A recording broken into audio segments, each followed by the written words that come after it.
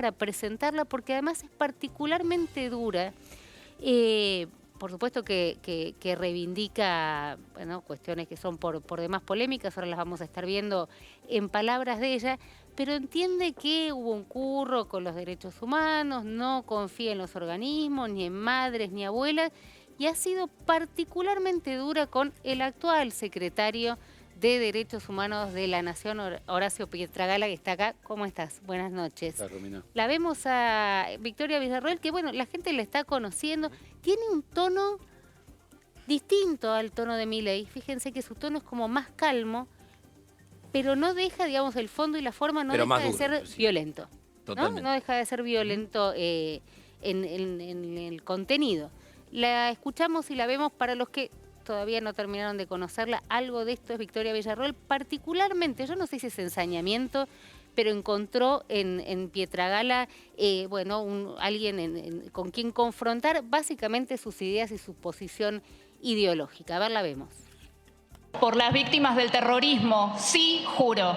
Debemos reconocer que los derechos humanos son para todos, no solo para los amigos o para los que piensan igual. Es mentira que los terroristas o que las organizaciones armadas luchaban contra una dictadura. Se sirvieron del sistema democrático para voltearlo y forzar un gobierno de facto. Argentina siempre fue un país que recibió a todos los inmigrantes. Siempre. Ahora, no podemos recibir inmigrantes que son delincuentes. Nosotros aplicamos la ley y la ley está escrita. Y vos sabés perfectamente que no se pueden interrumpir las rutas, los caminos, las calles. Sacás a los manifestantes. Hay que Hoy estuvieron sacarlos. 4 horas. Hay que sacarlos. Eso no significa que se violen los derechos humanos. El Ministerio de la Mujer es un embudo de ingresos públicos. Para mí el aborto es una de las mayores tragedias de la humanidad. Esa de los dichos que tuvo. Y la verdad que Lali, ¿qué querés que te diga? No es una opinión... No es una opinión desinteresada, porque Lali, vos te llenás la billetera también con el Estado. O sea, la ESMA ustedes la mantendrían, pero incorporarían... La verdad no lo hemos pensado. O sea, si te voy a ser franca, no lo pensé. Está muy bien. Pero sí tengo mi opinión harías? personal. Y mi opinión personal es que es un lugar en el cual se cuenta la mitad de la historia. Y es el Museo de la Desmemoria. Tanto Javier Milei como yo hemos sostenido temáticas que van desde la baja de impuestos o la derogación de los mismos hasta el combatir el curro de los derechos humanos. No como hacen estos gobiernos desde la actualidad para atrás, donde vos, si portás un uniforme, sos un demonio. El tema de los militares condenados, se ha hablado mucho tanto de amnistías como de indultos y demás. Sí. Cuando vos hablás de amnistía, estás hablando de que perdonás una situación, o sea, te olvidás de una situación. Pero acá hay gente que está pagando prisión desde hace 20 años. ¿Qué estás olvidando? Esta era Victoria Villarroel, es Victoria Villarroel. Algunos dicen que dura es Patricia Bullrich, al lado queda como, ¿no? La paloma. Bueno, Horacio, ¿cómo estás? Gracias por venir. Le cuento a la gente, por si no sabe, que además de ser secretario y ocupar la secretaría, vos sos nieto, voy a decir restituido, ¿no? No recuperado, restituido. ¿Qué te pasa cuando la escuchás? Bueno, en primer lugar, la verdad que genera un rechazo muy grande. Primero, corriendo, digamos, el enfrentamiento personal que hace con varios hijos de desaparecidos, que se encargó de estigmatizar a partir de los cargos públicos que ocupamos. Somos militantes políticos también, a partir de esa militancia política, que obvio tiene que ver con el rol que tomó el Estado argentino a partir de reparar tantos años de impunidad en nuestro país, ¿no? Digo, nosotros empezamos a militar políticamente a partir de la llegada de Néstor, de Cristina, la profundización de las políticas. Yo militaba en Abuelas de Plaza de Mayo, obvio que después empecé a militar políticamente, pero también vimos cómo hubo muchos años donde los militares, ex militares que habían sido parte de esa represión ilegal, que torturaron, que secuestraron, que violaron mujeres, que violaron hombres, que robaron bebés, que arrojaron personas vivas desde aviones, a otros en fosas comunes, andaban por la calle. Era una democracia fallida, entendíamos nosotros, porque quienes habían cometido esos terribles delitos en nombre del Estado, encima, digamos, no es que ahí hay una diferenciación también, ¿no? Yo tampoco quiero profundizar en si estuvo bien la lucha armada, no, pero creo que el Estado tiene un rol a partir de ver que un ciudadano o una ciudadana puede cometer un delito y tiene todas las facultades para condenarlo, para detenerlo y juzgarlo.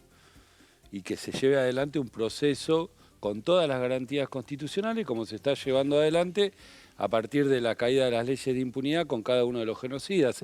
El proceso argentino es reconocido en el mundo. Ahora, Horacio, yo estoy de acuerdo con vos y te escucho, pero también te escucho decir, digamos, uno debería pensar, bueno, no hay ateos respecto de esto, de cómo se juzgó a los genocidas, digamos, no hay exactamente, no hay antecedentes en el mundo de una cosa así. Vos decís, escucharla genera rechazo, sin embargo, sacó un caudal de votos que nos dejó a todos absolutamente... Obvio que estamos preocupados, ¿no? No, pero digo, el rechazo no es de la sociedad argentina entera respecto del pensamiento de una mujer, que tiene mucho peso la fórmula. Sí, la fórmula sí, obvio que está más en la figura de Milei. Este pensamiento de Villarruel, la verdad que no...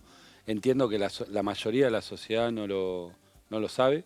¿No lo sabe? No lo sabe, no lo sabe. No, de verdad te digo. Es más... ¿O no querés pensar que lo sabe y no le importa? ¿O no le importa o lo comparte? Sí, claro. Sinceramente yo creo que hay una parte de la sociedad que siempre aplaudió estas ideas, digamos, ¿no? Que es mínima, por suerte. Hay que contar también que Villarruel era parte de Cambiemos, fue parte del PRO, fue fiscal de mesa de Cambiemos, el secretario de Derechos Humanos anterior a Bruch la recibió a ella y un montón de familiares de militares condenados por delitos de lesa humanidad en la Secretaría de Derechos Humanos. Horacio, perdón, pero ¿crees que si ganan se puede ir hacia atrás con los juicios? Por eso, yo creo que no. Por eso, ella fue parte del gobierno anterior, ¿no? Del gobierno de Cambiemos. Apostaron a la impunidad, no es que no apostaron a la impunidad, intentaron el 2x1, fue una promesa de campaña de Macri hacia los familiares. Si no lo pueden volver a intentar. Bueno, pero hubo una resistencia muy grande de gran parte de la sociedad y tuvieron que dar un paso atrás. La marcha espontánea más fuerte que hubo. Sí, que hubo en todo el país, no solo en Buenos Aires. Por eso creo que por más que lo pueda manifestar, o no lo manifiesta, ojo, tampoco ella está diciendo que quiere impunidad, ¿no? Lo dijo muy claramente ahí. Pero sabemos dice que siempre... la ESMA es el lugar de la desmemoria, digo, desde el Estado... Siempre trabajó en esa línea ella. Por eso te digo, cuando fue parte de Cambiemos, que llevaron las peticiones de los condenados por delito de lesa humanidad ante la Comisión Interamericana de Derechos Humanos, peticiones por el proceso de juzgamiento que se estaba llevando adelante. El argumento de ellos es que no está dado, que fue una cacería, que no fue un proceso de juzgamiento con todas las garantías. Hay 1.200, casi 1.200 condenados por delitos de lesa humanidad, entre ellos civiles, eclesiásticos, jueces, empresarios. Y que no se jugó a la guerrilla, dice, ¿no? Digamos. Claro, pero digo, de una fosa común lo tiene que juzgar a mi papá.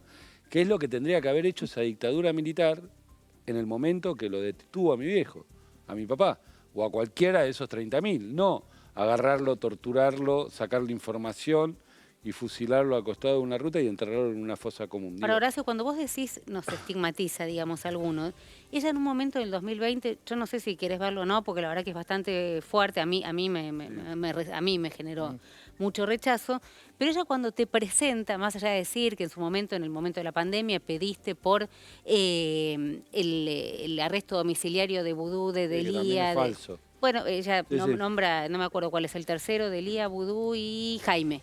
Y Ricardo Jaime dice, se los voy a presentar. Es el hijo de 2 guerrilleros asesinos subversivos, que además se llevó 23 palos por esto, y la madre no fue desaparecida, sino que murió lo que ella llama en combate. En el 2000. Pero digo, vos decís que ella te presenta a vos a partir de quién sos hijo, digamos. Sí, y aparte, digo, lo que más les debe enojar a ellos...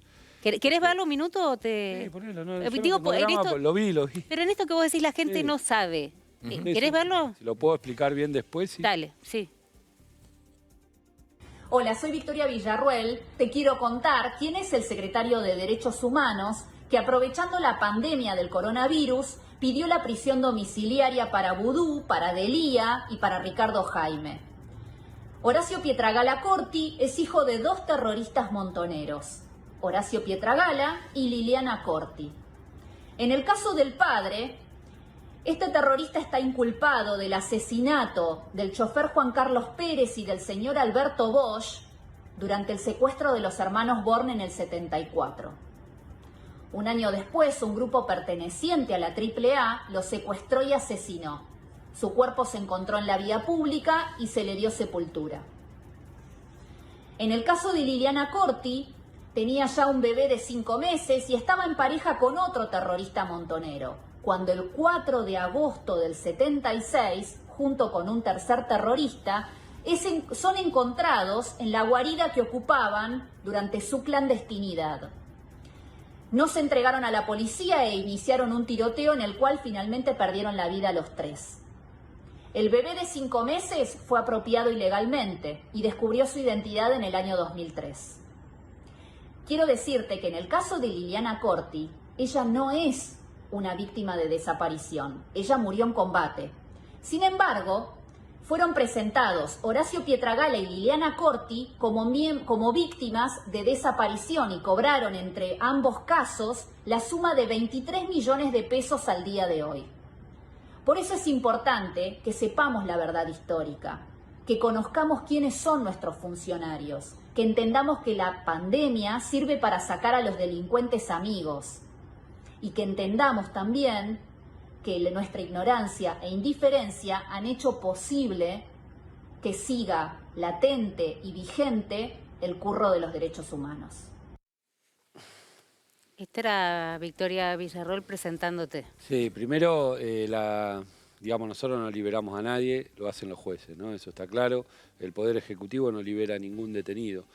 Nosotros, sí como Secretaría, era algo que veníamos denunciando, la persecución a varios funcionarios y con una, digamos, estrategia con los abogados, como Secretaría de Derechos Humanos presentamos las irregularidades de las detenciones arbitrarias que eran preventivas, eran detenciones preventivas que eran arbitrarias. Eso fue lo que presentamos, no por la pandemia, digo, de nada en ese sentido. Después, el tema de, bueno, entrar en la discusión. Mi mamá, digamos, mi abuela, por ejemplo, falleció sin poder tener los restos de mi mamá. Mi mamá fue asesinada en un enfrentamiento, fue una de las noticias más lindas que recibí cuando recuperé mi identidad, porque gracias a eso supe que no estuvo secuestrada en un centro clandestino de detención, que sabemos qué pasaba con las mujeres que entraban a esos lugares. Para mí fue un alivio. Yo estuve en ese día con mi mamá, la casa quedó destruida. A mí me sacan de una bañera donde me pone mi mamá con almohadones para resguardar mi vida, tenía 5 meses. Fui a hablar con los vecinos, la casa quedó destruida, digo, hace muchos años hice toda la reconstrucción. Los cuerpos fueron exhibidos en la calle y después enterrados como NN en un cementerio y no devueltos a la familia y no hubo un acta de difusión. Me dice, se le dio sepultura, dice. No, sí, en una fosa común, digamos, escondiendo el cuerpo. Yo lo pude recuperar en el año 2004 gracias al trabajo del equipo argentino de antropología forense. Y mi papá también, mi papá fue secuestrado en el año 75, octubre del 75 en Córdoba. Es llevado al D2 de Córdoba, después a la Quinta de Menéndez, que fue un alto militar de Córdoba, y estuvo secuestrado aproximadamente un mes y después fue fusilado al costado de una ruta. Su cuerpo fue enterrado en una fosa común en el cementerio de San Vicente, en Córdoba, perdón, y lo recuperé a los 3 meses de recuperar mi identidad yo, ¿no? Porque, bueno, cuando matan a mi mamá, a mí un militar me agarra, me entrega a una familia cercana y me crían como hijo propio. Y recupero mi identidad recién en el 2003, me entero, sí tenía dudas, vos sabés, soy muy alto, lo cuento siempre, era muy diferente a las personas que me criaron, tenía un padrino militar, pero creo que lo que más le duele a este sector, porque por más que ella reivindique a su padre como ex combatiente de Malvinas, Su padre fue parte de la represión. Estuvo en el operativo Independencia, en un operativo donde hubo un centro clandestino de extensión, que fue la escuelita de Famayá, que está a cargo de la Secretaría de Derechos Humanos, y le contamos esa historia a la sociedad. Y en la escuelita de Famayá hubo torturas, secuestros, violaciones, asesinatos y desaparición de personas también. Estamos hablando del año 75, donde el padre de Villarruel, Eduardo Villarruel, fue parte de esa represión.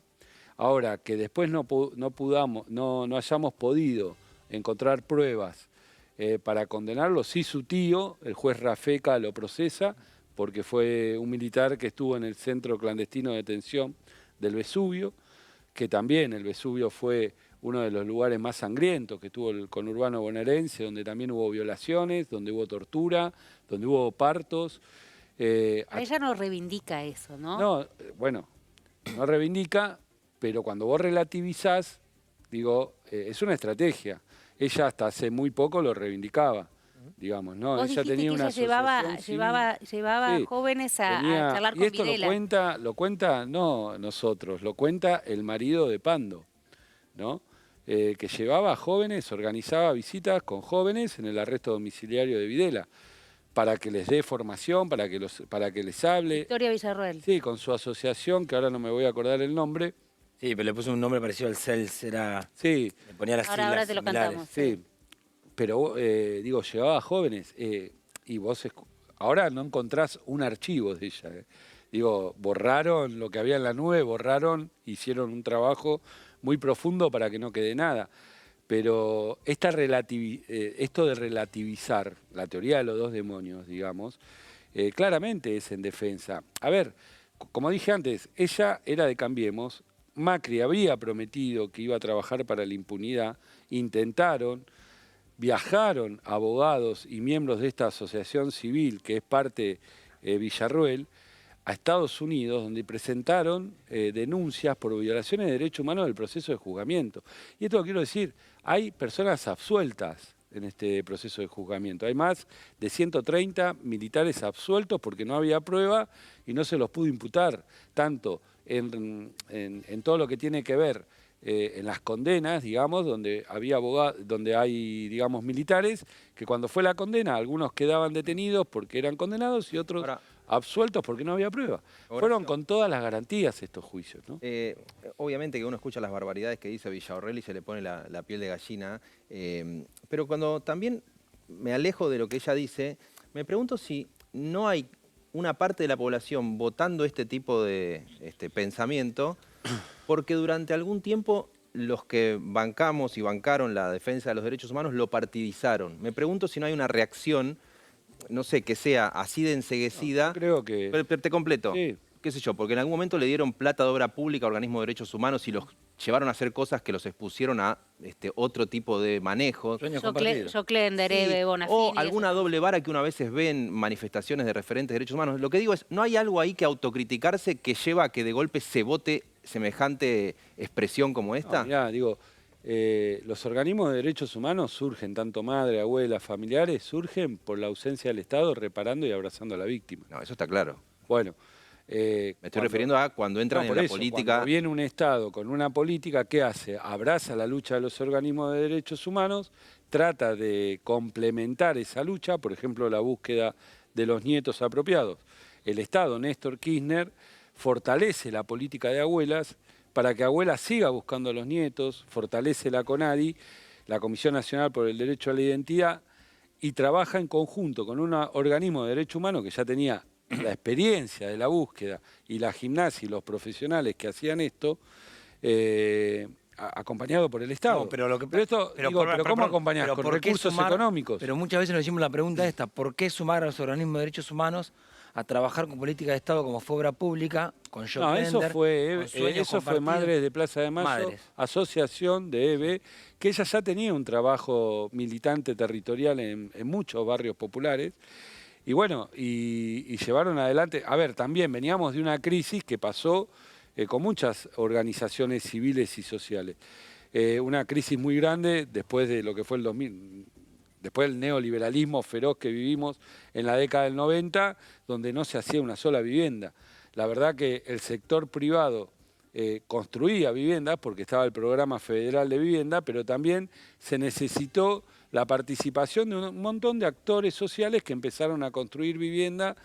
Y acá, lamentablemente, un personaje nefasto que abrazó a una madre de Plaza de Mayo como Eve, que confió en Joclender, y todos sabemos lo que significó Joclender para Eve. A mí nunca me cayó bien, mi compañera trabajó con él en Madres y salió espantada, digo, y sin embargo, bueno, Eve confiaba ciegamente, pero era una mujer grande, fácil de engañar, ¿no? Con un tipo perverso alrededor. Pero más allá de es ese un caso muy Horacio, individual, pero es un caso muy individual, que los otros organismos no tenés por qué, no tenés un ejemplo de eso. Lo que te quiero plantear es, si querés algo más global, ¿no sentís que a veces en la tarea de la Secretaría de Derechos Humanos se termina partidizando la defensa de los derechos humanos y no haciéndolo una bandera universal cuando se critica más rápido una violación de derechos humanos en una provincia que gobierna alguien de otro palo y no del propio? Lo que digo es, si eso después no realimenta que aparezca cualquiera de estas personas y se lo vote. No, porque a estas personas no les importan los derechos humanos. No estoy hablando de la población que dice, che, derechos humanos me vendían una cosa y es partidario esto. Pero no, nosotros, por ejemplo, llevamos adelante desde que asumimos una política contra la violencia institucional muy grande, que son los pibes que mata la policía en los barrios. Y nosotros actuamos en la provincia de Buenos Aires, hemos acompañado a las familias, tanto con la Secretaría de Derechos Humanos de la provincia de Buenos Aires, hemos actuado en Formosa, que Gildo, digamos, con el gobernador, llevamos adelante una capacitación a las fuerzas policiales, porque lo ponen a Gildo como una persona dura, donde se violan los derechos humanos. Y esto lo pude hacer en Formosa y no lo pude hacer en un montón de provincias donde supuestamente no pasa nada. Y la verdad que nosotros tratamos de cambiar. Me terminás dando una respuesta partidaria. No es partidaria, no es partidaria. ¿Sabes lo que digo? La violencia institucional la sufren todos los gobiernos. Seas de derecha, de izquierda, la sufren todos, o centro, la sufren todos. Porque es la policía llevando adelante una arbitrariedad, lo vimos en la ciudad de Buenos Aires, hubo casos en la provincia de Buenos Aires, te estoy diciendo, provincia de Buenos Aires, gobernador Axel, hubo casos. El tema es qué respuesta le da la autoridad política a esos casos. Si vos, en una situación de violencia institucional, estigmatizás a la familia, la escuchás, la perseguís y recibís al miembro de la fuerza, y la verdad que estás fomentando que se siga violando los derechos humanos. Ahora, si vos abrazás a la familia, corrés de la fuerza a la persona sospechada, ponés los recursos para que esa familia, que ni siquiera tiene un recurso para pagar un abogado, pueda el Estado ser querellante de esa causa y acompañar integralmente a la familia, es una respuesta distinta y es lo que va a generar un cambio para el futuro también. Por eso, pero cuando hablamos de un caso como Villarruel o los discursos que lleva adelante, primero estoy convencido, y esto por todo lo que estamos viendo y la dinámica de la información hoy en día, que no toda la sociedad acompaña ese discurso. Es más, no creo que toda la sociedad esté informada de que Villarruel piensa de esta manera. Sinceramente te digo. Y creo que es la responsabilidad que tenemos nosotros de empezar a visibilizar, porque la verdad que es un riesgo. Digo, no hay forma de retroceder en esto. Primero porque, digo, hablaba de reparaciones no, jurídicamente económicas, no por eso, no hay forma. hablaba de reparaciones económicas. Las reparaciones económicas, Néstor no dijo hay que pagarle a las víctimas. Esto fue una condena de la Corte Interamericana de Derechos Humanos.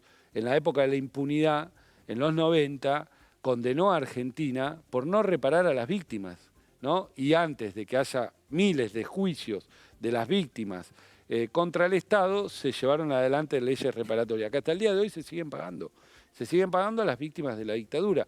Pero esto es un compromiso que Argentina tuvo que asumir internacionalmente. Pero vos decís no va a haber un retroceso, pero nos quedamos por ahí con lo que abríamos el programa, ¿no? No es temor lo de Milei, está jugando el juego democrático, Victoria Villarroel también, parece que hay que estar alerta.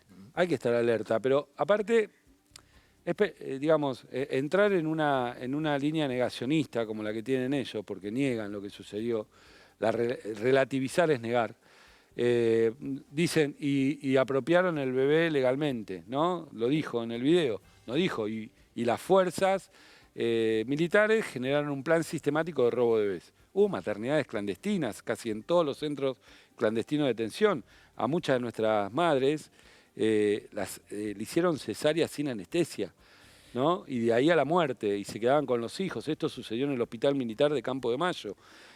Por eso, yo creo que la sociedad argentina puede tener, digamos, enojos, puede estar disgustada por la situación económica. Ahora nadie va a avalar y va a acompañar el voto de una persona que pueda tratar de ocultar lo que cometieron esos militares, que es todo lo que estamos contando, ¿no? Como dije antes, violaciones, tortura, secuestro. El peor delito que puede cometer un ser humano lo cometieron ellos. ¿Quién va a votar a una persona que aplauda eso o que intente impunidad a las bestias que hicieron eso? Nadie. Entonces ella tiene, digo, le sale, porque es más fuerte que ella, porque ya lo venía haciendo antes, hoy está un poco más controlada en su discurso, pero la verdad que creo que por más que ganen, cosa que creo que no va a pasar porque nosotros vamos a llegar a balotaje, y como militante político te lo digo, y vamos a ganar. No hay manera para mí que ellos puedan llegar, más allá de que preocupa la situación. Por más que ganen, digamos, e intenten llevar adelante este retroceso, no lo vamos a permitir, pero no nosotros como familiares o la sociedad, como ya lo hizo con el macrismo. Argentina es reconocida, se está por declarar Patrimonio de la Humanidad UNESCO el ex centro clandestino de detención de la ESMA. En septiembre define UNESCO si lo declara Patrimonio de la Humanidad. Mientras tanto, Villarroel tiene ideas, digo, otras Claro, ideas para hacer por eso, entonces sí. digo, esto ya avanzó, es una política reconocida en el mundo. Estuvimos en Holanda, en la Casa Ana Frank. Nosotros no miramos, digamos, las violaciones de derechos humanos, y ahí sí, como partido político. Nos duelen todos los delitos de lesa humanidad, las aberraciones que cometió la humanidad a través de la historia, ¿no? Y siempre tratamos de resaltar eso, porque como dice algunas de las madres, como Vera Jarach, que perdió parte de su familia en el Holocausto, o Sara Rus, ellas perdieron su familia en el Holocausto en Alemania, vinieron a Argentina y 40 años después le estaba pasando lo mismo a sus hijas, ¿no? La secuestraron de la misma manera a un centro clandestino de detención y la desaparecieron. Por eso, con esto no se jode, son delitos de lesa humanidad, hay que seguir visibilizándolo. Mañana tenemos una nueva condena en Rosario, los juicios siguen vigentes, se sigue condenando, y no es el kirchnerismo el que está diciendo que acá hubo delitos de lesa humanidad y que hubo un genocidio también, sino que lo dice hasta la Corte Suprema de Justicia. Está bueno para cerrar, con esto no se jode, ¿no? Y debería ser, digamos, un consenso básico de la dirigencia política, que evidentemente ahí sí lo rompen Milei y Villarroel. Te queremos agradecer particularmente, teníamos muchas ganas de escucharte un librito hoy. Que te prometí que Madres y Abuelas. Bien. Que la otra vez no te lo había dado. Muy bien. Y de verdad te agradecemos porque te vemos poco en la tele. No sé si es el lugar donde te sentís más cómodo, por ahí te escuchamos un poco en radio, pero te agradecemos la confianza por haber venido hoy. Ahora